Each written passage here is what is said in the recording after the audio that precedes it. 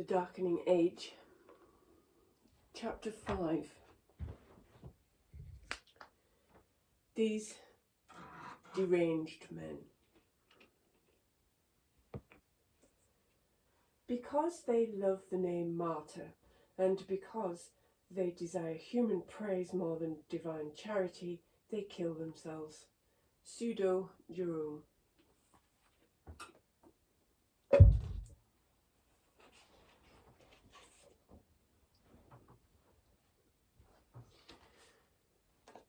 In the middle of the baking August of AD 111, as his ship rounded the foot of the Peloponnese in suffocating heat, Pliny the Younger looked like the diabolical Roman governor of legend. The statue of Pliny in his hometown of Como shows him as a man with matinee idle charms, a sternly square jaw set off by a sensuous mouth, a sensitive faraway gaze, and lustrous curls. If Pliny was so dashing, then on that day he was very unlikely to have been looking his best. He was hot, he was flustered, and he was very late. The person for whom he was late was not a man one wanted to disappoint. The Emperor Trajan himself had sent Pliny to Turkey to be its governor. Yet it was now late summer, and Pliny was still nowhere near his destination. The intense heat had made land travel all but impossible. Now, unfavourable winds meant it was difficult to travel along the coast. Money could alleviate much in the Roman summer. It could buy you shady colonnades to walk in away from noonday sun. It could buy you fountains to play soothingly in the gardens beyond. It could even ensure your evening glass of wine was ice cool, but it could not alter the weather nor make travelling enjoyable. Whether over land or sea, a voyage was, in these times, something to be dreaded and, if possible, avoided entirely.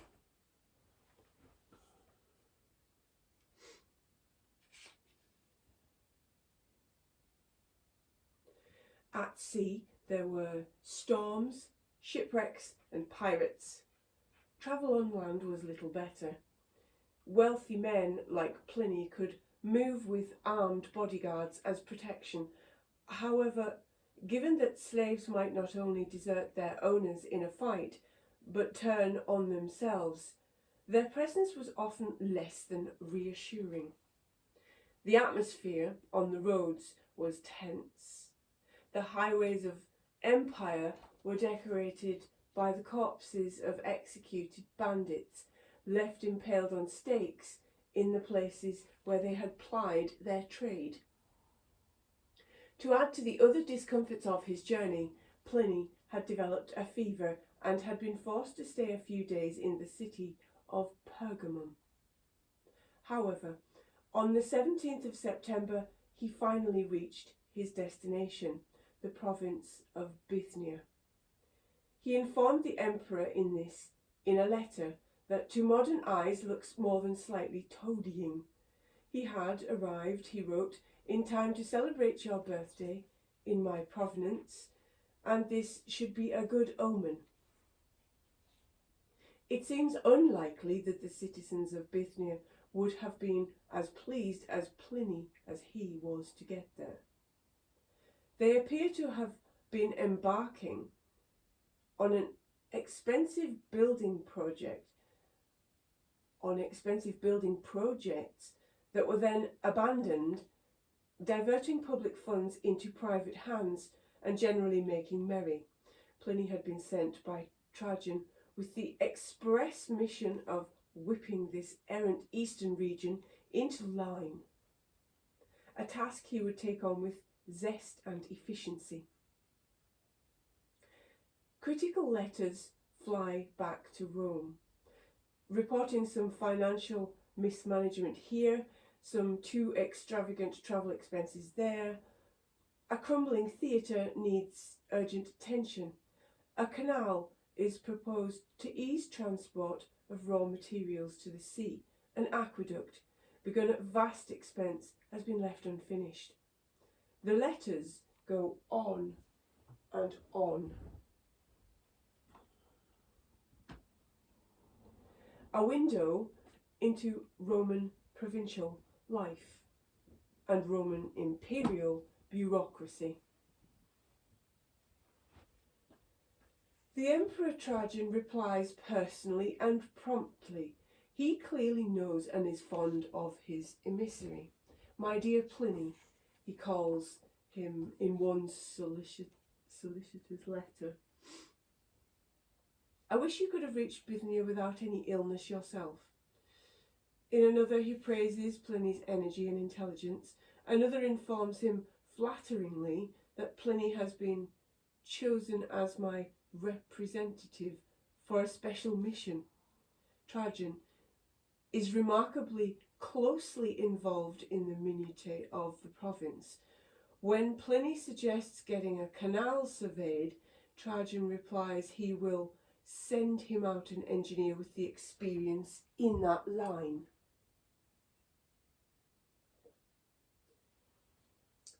Trajan is friendly, helpful and fair, though there are glimpses of steel.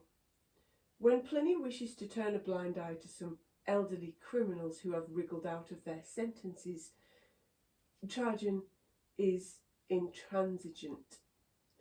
Let us not forget, he writes, that the chief reason for sending you to your province was the evident need for many reforms. You can almost picture the middle-aged governor, eager celebrator of the imperial birthday, shifting uncomfortably in his seat as he reads that one.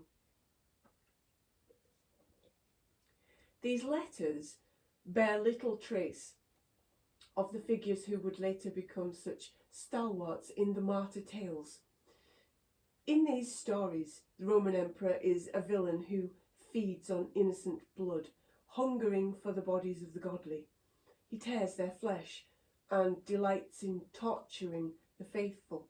Satan himself, the jealous and envious one, is behind these attacks, which the Romans carry out at the instigation of evil demons. But far from showing demonic frothing, Trajan's letters show a man who is punctilious and practical, while Pliny gives the impression of a bookish, slightly fussy fellow whose greatest flaw seems to be his vanity. He is the sort of man who is more likely to pontificate on the correct wine to serve at dinner than to thunder about the importance of religion.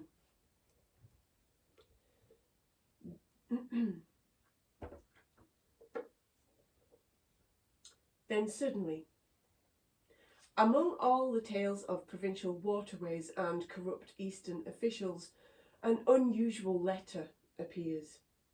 It is now known by the unassuming name Letter of 10.96.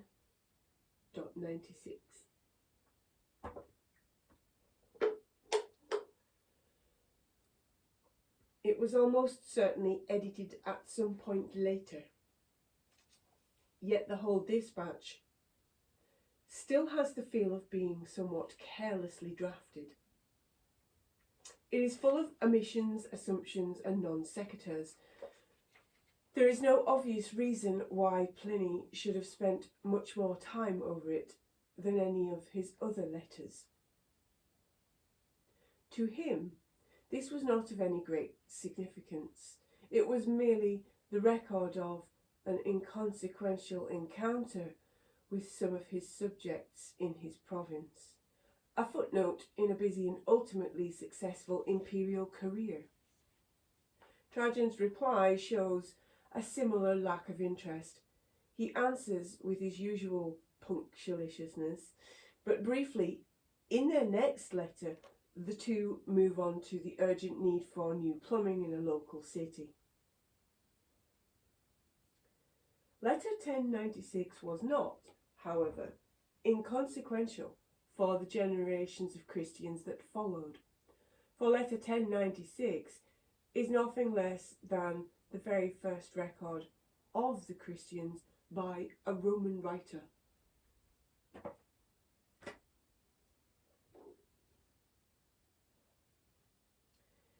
It is clear from the moment the letter opens that Pliny is finding the Christians in his new province irksome. The wretched cult of Christianity has been spreading there and affecting the worship of the old gods. Not only the towns, but villages and rural districts too are infected, Pliny wrote. The temples of the old gods are becoming deserted. Thus far, at least, the letter bears some comparison to the martyr tales in which Roman governors are nettled by the neglect of the old gods. However, almost immediately, Pliny's approach diverges from stereotype. Life, as always, is more complicated than simple legend. Pliny's problem with all of this is not religious. He is not upset because Jupiter has been neglected or Hera has been slighted. He is upset because the citizens of his province are becoming disgruntled by the Christians' behaviour. Anonymous pamphlets containing the names of local Christians have started to appear. Whoever it is who has been writing these, Pliny is now obliged to react. Not because he is fervently religious, he is not. Not because it is his job as governor to keep the province calm. The preservation of order is his primary duty. It is proper for every good and worthy governor, as one digest of Roman law put it, to take care that the province over which he presides is peaceable and quiet.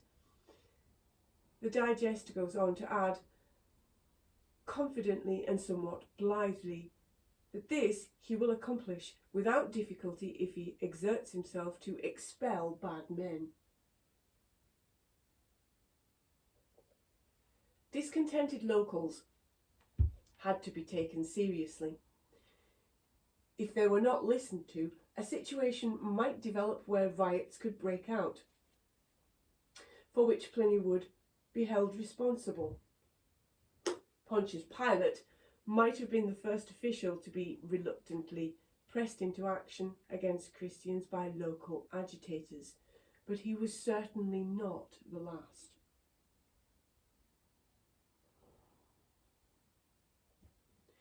Even the locals, who were forcing Pliny's hand, might not have been complaining about Christians for religious reasons either.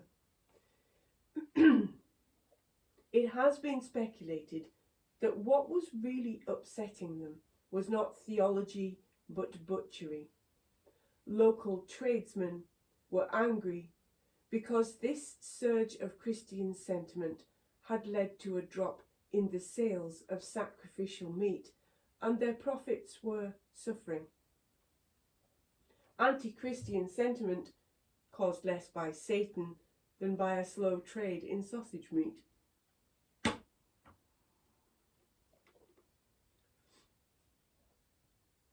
This is a very different situation already to the martyr tales which, particularly later, portrayed Roman officials as, at best, piqued, and at worst, obsessed by Christians out of religious principle.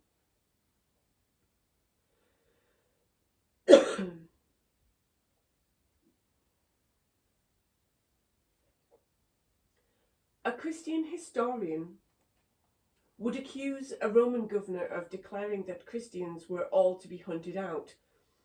Some governors may well have said this, but vast numbers of Roman officials were far more ambivalent. There is clear evidence that, far from persecuting Christians, Roman officials actively supported some of the most prominent. none other than St. Paul, who preached so vigorously that he ensured the faith was being proclaimed through the whole world, was clearly on good terms with officials in his province. They are variously impressed by his teaching, apologise to Paul when he is mistreated and imprisoned, and even intervene to try to protect him from an angry mob. This is not to say that Pliny had no time for the religions of his own nation. He did. In one letter, he writes with lyrical enthusiasm about the shrine of a local river god he has visited in Italy. There, he says, at the foot of a hill, densely wooded with ancient cypresses, a spring gushes into a pool as clear as glass. You can count the coins which have been thrown in, and pebbles shining in the bottom. The temple itself, says Pliny, venerable.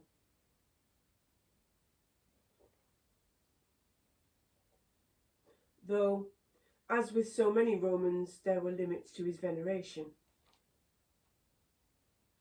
The walls of this temple were covered with inscriptions, some of which, Pliny tells his friend, will make you laugh.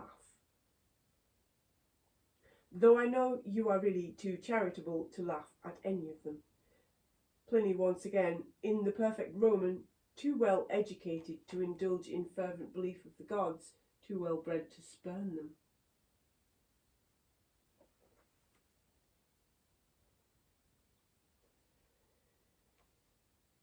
So the famous first recorded encounter between Christians and Romans does not document a clash of religious ideals.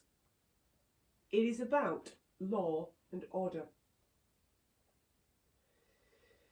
It was Pliny's duty as governor and as a Roman to monetize and minimize discontent. Many future clashes would show a similar pattern. The main point of letter 1096 is not to fulminate about the Christian religion, but to ask the correct method for dealing with it. I have never been present at an examination of Christians, Pliny wrote. I do not know the nature of extent of the punishments usually meted out to them, nor the grounds for starting an investigation and how far it should be pressed. Pliny was by no means a modern champion of religious equality or human rights. At one point in his investigations, he has 2 Christian women tortured with the same calm efficiency that he would have had a canal surveyed. But nor is he ranting, eager persecutor of Christian myth.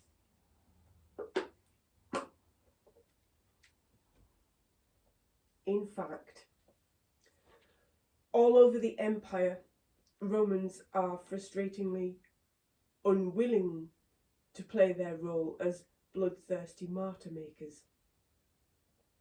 Many even refuse to execute Christians when they arrive in front of them. Arrius Antonius was a Roman governor of Asia who in the late 2nd century has executed a number of Christians in his province.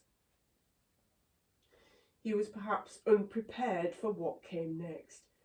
Instead of fleeing, local Christians suddenly turned up and, in one large mob, presented themselves before him. Antonius did indeed dutifully kill a few,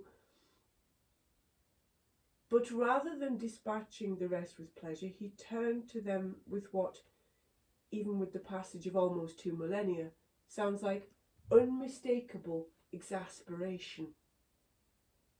"Oh, you ghastly people," he said. "If you want to die, you have cliffs you can jump off and nooses to hang yourselves with."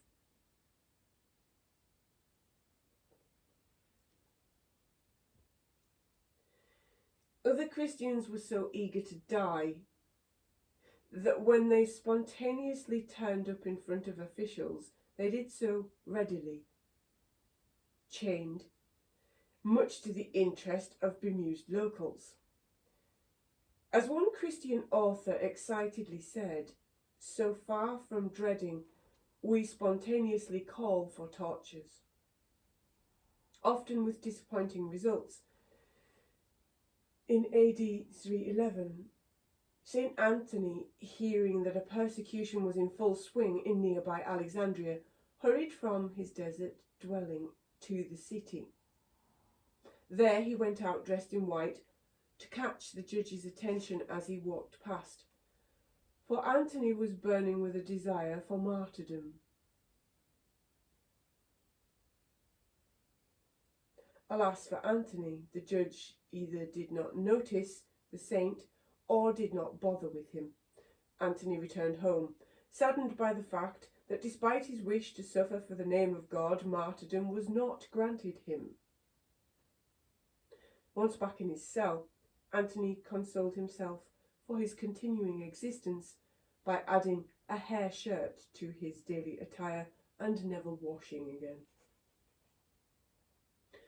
Other Christians who were deprived of execution turned instead to suicide. In the 4th century North Africa, locals watched in horror as faithful and deranged men, because they love the name martyr and because they desire human praise more than divine charity, they kill themselves. The methods of suicide varied, but drowning, setting oneself on fire and jumping off cliffs were among the popular. Whatever the method, the aim was always the same: martyrdom, eternal glory in heaven, and eternal fame on earth, or so it was hoped.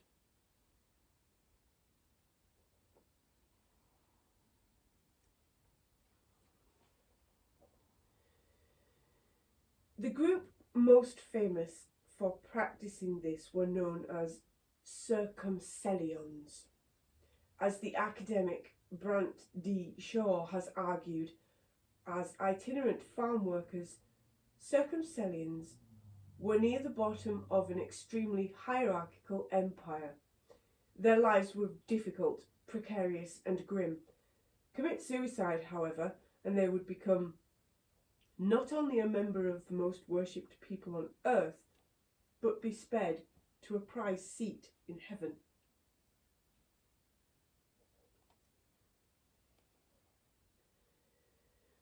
On the anniversaries of martyrs' deaths, circumcellions celebrated the deceased with long, riotous bouts of drinking and dancing.